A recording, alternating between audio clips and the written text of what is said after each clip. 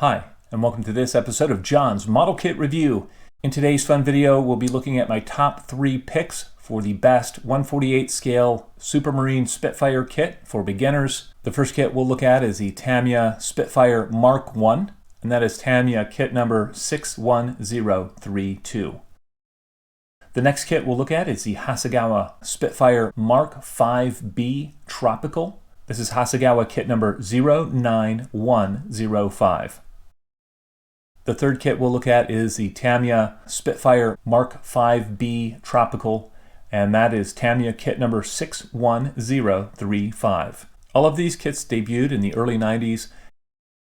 However, I think each of them presents a great combination of ease of construction, a nice level of detail, good fit of the major parts, nice detailing on the exterior surfaces, and a reasonable cost of entry. After we look at each of these kits, I will give you my top pick for the best Spitfire kit for a beginner.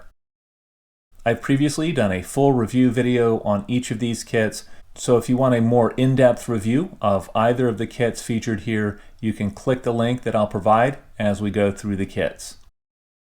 The first kit we're looking at is the Tamiya Supermarine Spitfire Mark I.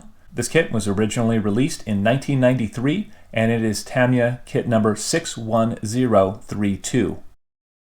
When this kit was initially released, it was praised for its nice surface detail, its excellent engineering, its excellent fit, and it really featured a good combination of detail and ease of construction that was truly world-class at the time. There are a few minor shape issues with this kit, the first of which is the dorsal spine is not quite a straight line between the tail and the cockpit. The second of which is the wing fillets, especially towards the rear of the wing, are a little bit on the heavy side. The decals on this kit also tend to be on the thick side. Additionally, the color callouts can be confusing for a newer modeler since they only reference Tamiya paints, and in some cases they have you mixing paints in order to get the proper shade. To date, this is one of the easiest to build model kits that I've ever assembled. I had no fit issues anywhere on this kit. All the parts went together beautifully. The clear parts on the kit are very nice. To dress up the interior a little bit, I added a set of steering strip seat belts. And I also chose to use an aftermarket set of decals for this kit. That's the extra decal sheet, part number X48-086. Even though this kit is over 30 years old, the molds still hold up well, this kit still builds very easily, and modelers of most skill levels should be able to tackle this one with ease. The next kit we're looking at is the Hasegawa Spitfire Mark V-B Tropical. This kit was originally released in 1994, and it is Hasegawa part number 09105. This is another kit that is pretty straightforward in the assembly sequence. The surface detailing on the Hasegawa kit is a little bit more refined than that on the Tamiya kit. The clear parts on this kit are excellent. They have very fine framing on them. I think Hasegawa got the wing root fillets more correct than Tamiya did, and this kit looks very nice on the shelf. On the downside, the detailing on the landing gear and in the interior of the kit is not quite up to the Tamiya standards. And while the clipped wingtips that I use fit very nicely on the kit wings, the rounded wingtips that came in the kit were too thick to line up properly with the wing profile. Additionally, the tropical air filter that came in the kit looked like an afterthought. It was poorly molded, and it didn't have a finesse of detail to match the rest of the kit. Finally, with the Hasegawa decals, the areas that were supposed to be white were more of a cream color, and that had yellowed a little bit. And so, as with the Tamiya Mark I kit, I decided to use aftermarket decals on this build. The sheet I used for this build was the Aeromaster sheet. It is part number 48-580. On the interior of this kit, I scratch built some seat belts out of steering strip.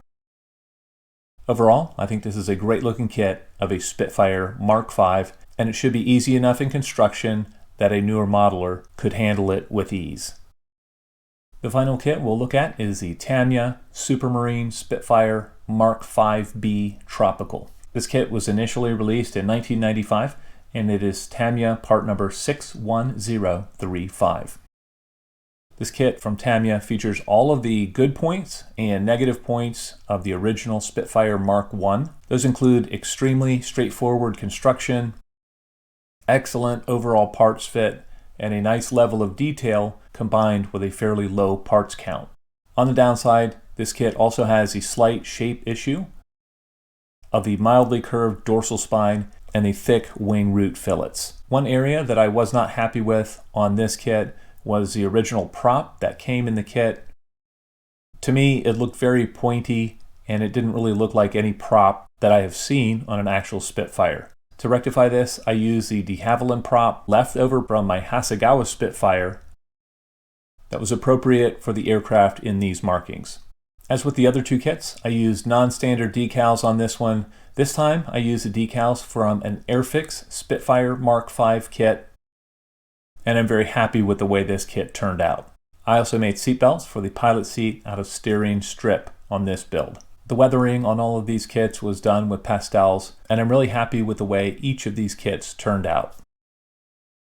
As I said in the beginning, it is time to give you my pick for the best 1/48 scale Spitfire kit for beginners.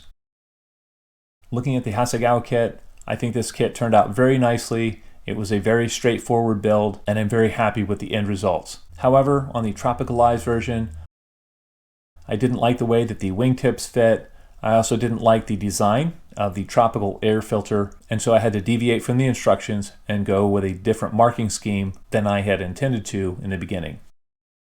I had a similar situation on the Tamiya Mark V-B Tropical. I really didn't like the shape of the propeller on the kit, and this forced me to kind of think outside the box and use a prop from a different kit than what is included in the box. Looking at the Tamiya Mark I Spitfire, I did not have any issues during construction. I did not have to change direction or replace a part.